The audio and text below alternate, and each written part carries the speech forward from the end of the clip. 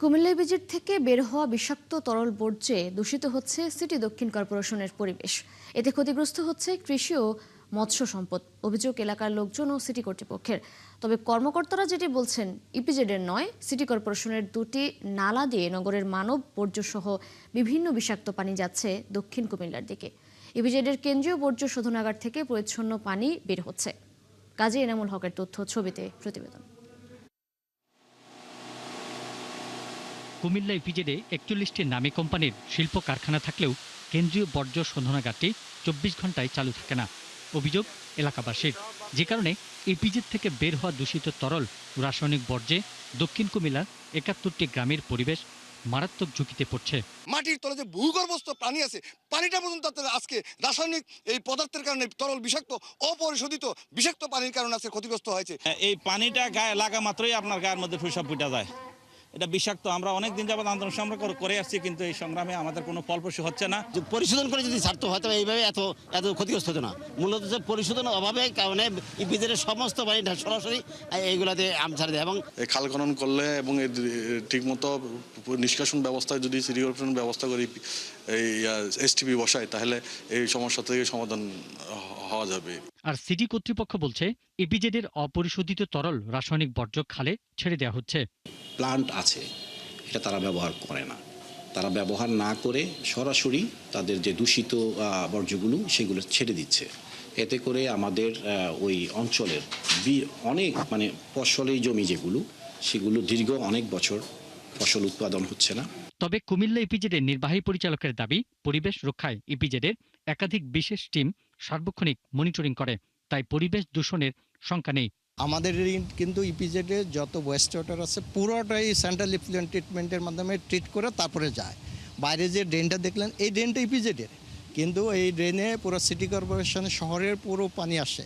এখানে medical centre বা বাইরের যে কলকারখানা আছে সবগুলোই পানি এই ড্রেনের ভিতর দিয়ে যায়। ওইখানে আমাদের কোনো পানি যাচ্ছে না ওই ড্রেনের মাধ্যমে। কুমিল্লা ইপিজেড ও সিটি কর্পোরেশনের সাথে আলোচনা করে স্থায়ী সমাধানের আশ্বাস দিয়েছেন পরিবেশ মন্ত্রী। ইপিজেডে একটা পরিবেশ অভিযান নিয়োগ করব, যেন সে প্রতিদিন সকাল থেকে পুরো রাত চেক করতে পারে ইটিপি কাজ করতে চাই না। এটা হলো একটা সাইড। আর একটা হলো যদি সিটি কর্পোরেশন থেকে যদি হয়, তাহলে সেটাকে নির্ধারিত করে আমি সিটি কর্পোরেশনের প্রশাসক আছে তার সাথে কথা বলবো। কুমিল্লা নগরীর দক্ষিণ এলাকার ফসলি জমি ও লক্ষাধিক পরিবারের অস্তিত্ব রক্ষায় স্বাভাবিক পরিবেশ ফিরিয়ে আনতে যথাযথ বর্জ্য ব্যবস্থাপনার উদ্যোগ নেওয়ার প্রত্যাশা কুমিল্লাবাসীর। পিন্টু হাজং, ৭১। কুমিল্লা ইপিজেডের বর্জ্যে অতিষ্ঠ কুমিল্লার ৭১টি গ্রামের মানুষ।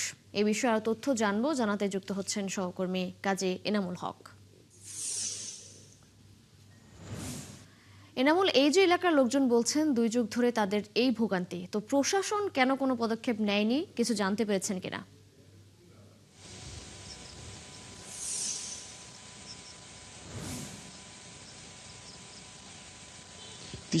মূলত আমি যেখানে দাঁড়িয়ে আছি, আমার পেছনেই হচ্ছে কুমিল্লা ইপিজেড, এবং যে খালটি ঘুঙ্গাজুরি খাল, এই খালের মধ্য দিয়ে কুমিল্লা ইপিজেডের তরল বর্জ্য এবং সিটি কর্পোরেশনের ড্রেনের নালার পানি একই জায়গায় দিয়ে কিন্তু আসছে।